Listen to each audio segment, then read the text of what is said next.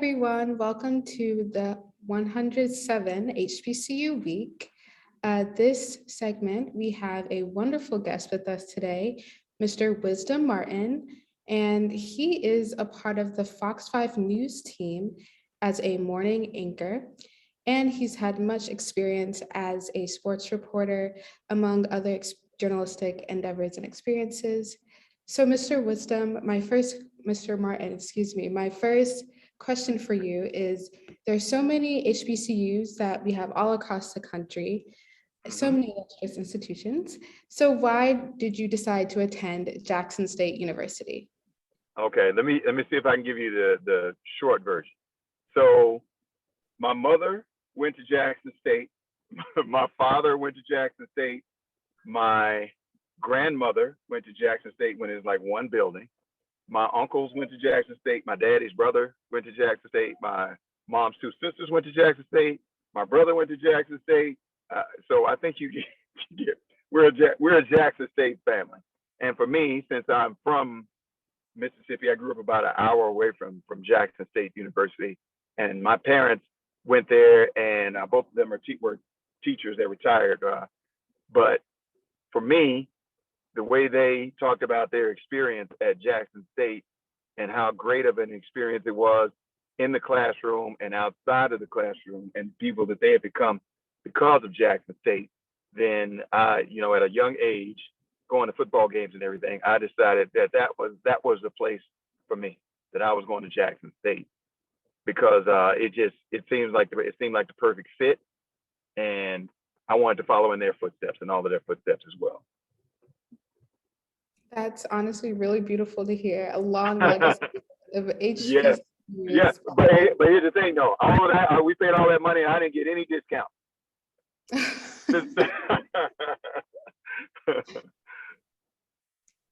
So, of course, you attended Jackson State University, and I'd just like to know, how has your experience at Jackson State University prepared you for your career as a journalist? Well, when I first got to Jackson, I knew what I wanted to do when I was in middle school. So I knew I wanted to be a journalist when I was in middle school, and I knew Jackson State had a good program.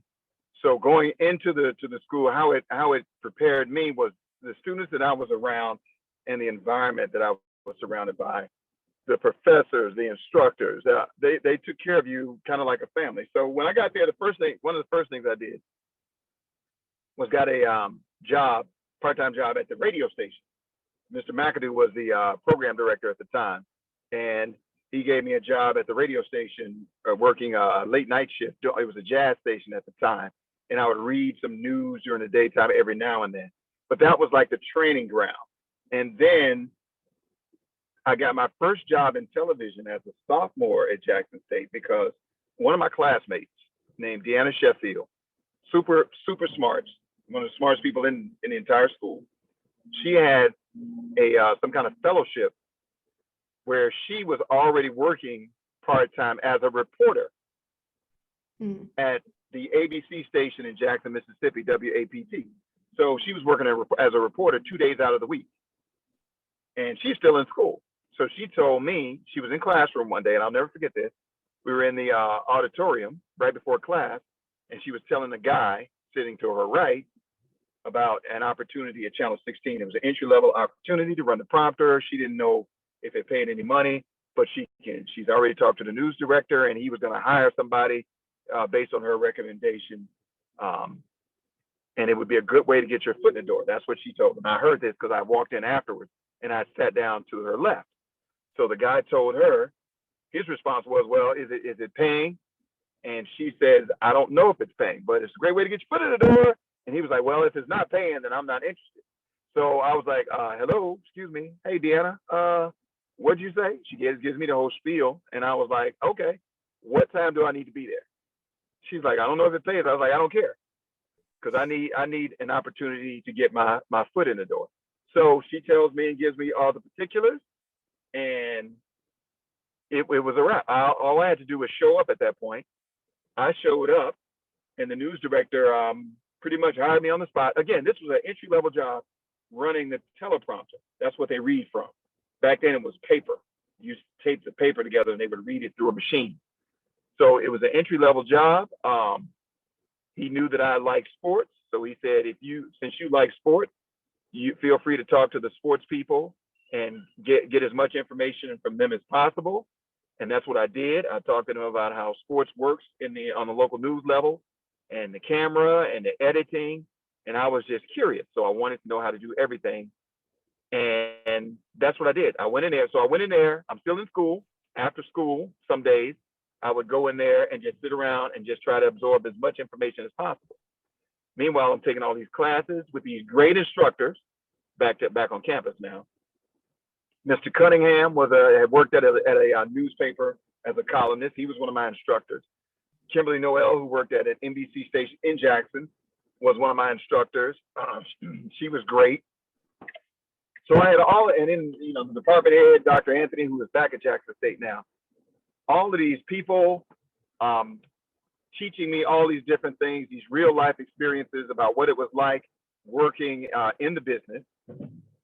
And at the same time, I was working in the business, absorbing all that information. So Jackson State prepared me by putting me in an environment that would allow me to learn hands-on and to thrive and to build relationships. Because like I said, without, having that relationship with Deanna in the classroom as a classmate and the relationship with my professors, all those professors that I had at Jackson State, then I wouldn't be here. And I still keep in touch with some of these people, with some of the professors that taught me in school, and some of the people that I worked with in radio, some of the people that were above me, some of the management. So it's like a family atmosphere, and they were taking care of you to make sure that you were going to have the best opportunity to succeed in your field. So that's how Jackson State prepared. And I think that's one of the most beautiful parts of going to an HBCU, and that experience of being able to connect with other people and develop those relationships is something that you truly can't find, I think, at other institutions. So definitely agree with about, you have to develop relationships. I agree, 100%.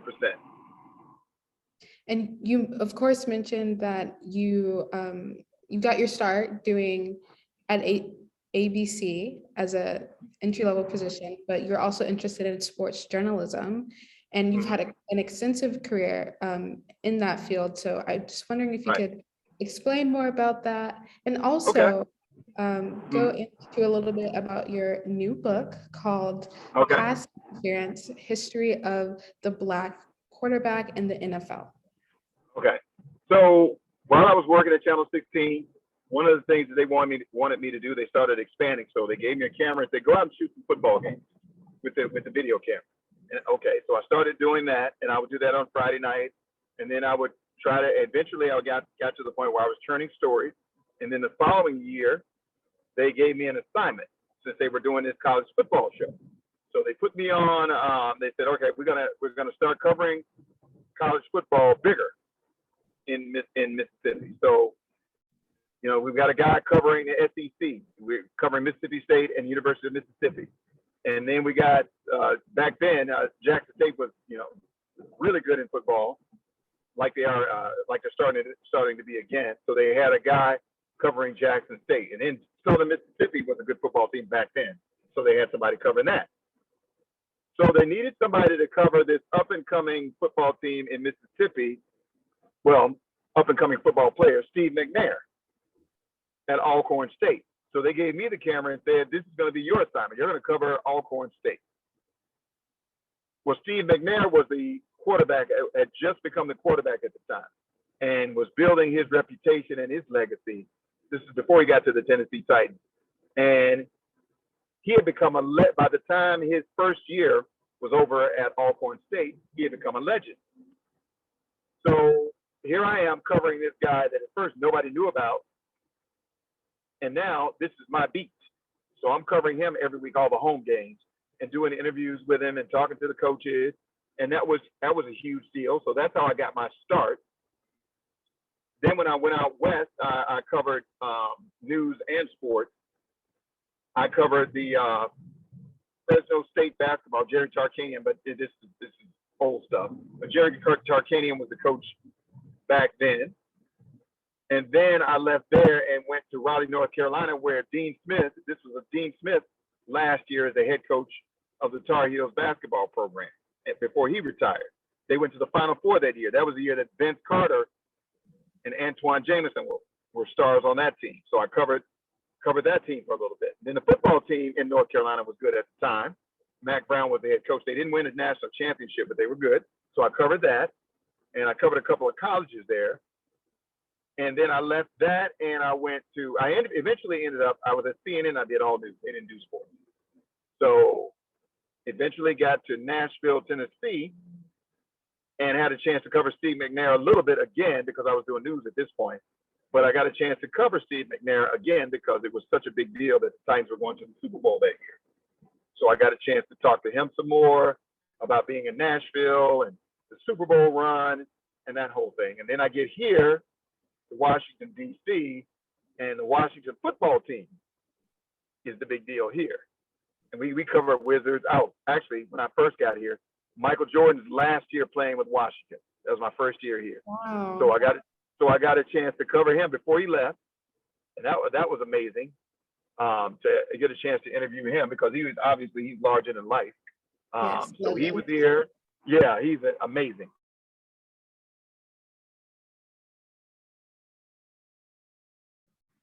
That. And then, like I said, the Washington football team with all the stuff that goes on here, with all the different players that have come through since in the last 20 years. Who else? Gilbert Arenas, when he was here, he was good.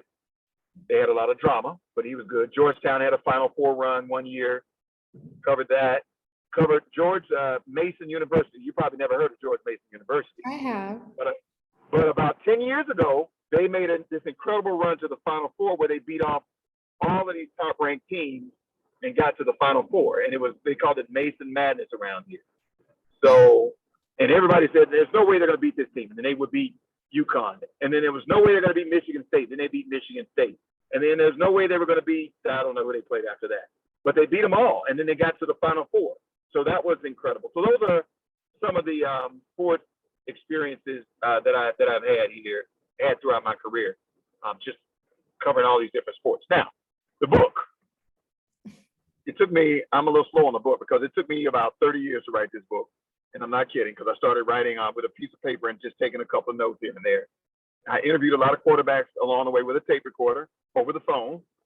The book is called Pass Interference, the history of the black quarterback in the NFL. It's about the racial disparities between the black quarterbacks and the white quarterbacks, about the racial issues involving the NFL owners, teams, coaches, and the media, how they treat the black quarterbacks, how they've always treated the black quarterbacks, how black athletes are perceived as just athletic and strong and fast and big, and white athletes and quarterbacks are perceived as intelligent, persistent, and they work hard. They have to work harder.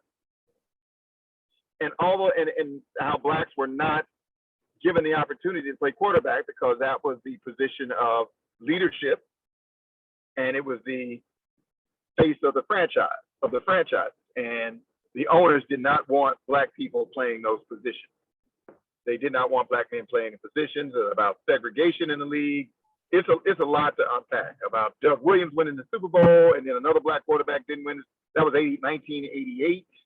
Another black quarterback didn't win the Super Bowl until 2015, Russell Wilson, and then a couple of years ago, Patrick Mahomes. And the reason is there's just not a lot of black quarterbacks. You know, there are not a lot of black quarterbacks in the NFL, and when they do get in the NFL, they don't get a long time to succeed. That goes back to putting them in a position to succeed on the football field. So that's what that's all about. See, I'm long-winded. I'll talk all day. So our last question Okay. for the evening was, what was your advice for HBCU students who are pursuing a career in journalism, sports journalism, or broadcasting? All right, so get an internship or a fellowship, and when you get it as soon as possible. Don't wait till the last semester. Don't wait till the last year. Do it as soon as possible. Talk to your advisor, talk to your counselor, whoever it is in college that can help you with that. Go online, you can go to nabj.org, National Association of Black Journalists.org, because not only do they may have internships and fellowships, they have jobs on there as well. Be diverse. Don't skip out on a job because it's not necessarily the job that you don't want at first. When I started, I did the teleprompter, even though I wanted to do sports and news, but I did the teleprompter because I knew that would be an opportunity to get in the door and learn how to do everything. All right. And I was going to say the second thing, when you do get an internship or a fellowship, the most important thing to do is to treat it like a job. Don't treat it like it's just something you need to graduate.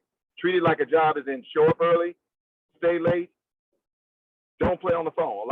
When we did have internships before the pandemic, a lot of interns would come in and it was a joke. They would play on the phone. They would sit off in the back by themselves. They wouldn't talk to anybody. It was just checking a box. They had to do it to graduate, so they did it. And by the time the internship was over, they were running around. They would stay there for a whole semester, and they would run around and say, okay, well, I need somebody to edit something for me, or I need somebody to shoot something for me. And nobody knows who they are. And then they got 3 days to do it. So they're like, I don't even know who you are. Who are you? Well, I'm an intern. Well, did you just get here? No, I've been here all semester. So then all the older people are mad.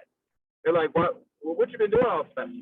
So if you get an internship or a fellowship or whatever they call it these days, it's very important you treat it like a job. Get a notebook and pen, be on time, stay late, ask questions, observe, write down things, write down how they're doing things, because if you are observant and you're willing to learn, you would be surprised how many people in the industry will talk to you and give you information and help you out, because you want to be, when your internship is over, you want them to remember you.